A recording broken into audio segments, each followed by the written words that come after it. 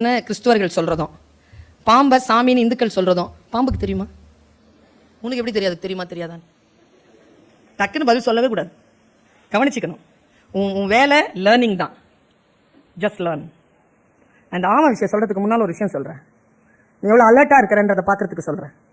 50 பேர் ஓடிட்டு இருக்கிறீங்க ஒரு ஓட்டப்பந்தயத்துல, சரியா? நீயும் ஓடுறதுல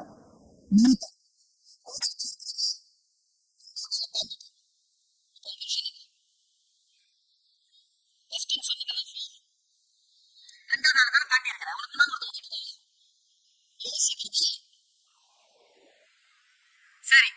இன்னொரு கேள்வி கேட்கிறேன், இன்னொரு கேள்வி கேட்கிறேன்.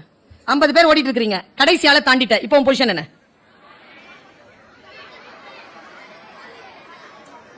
பதில் சொன்னதெல்லாம் தேர்ச்சி பெறாதது. என்ன தெரியுமா?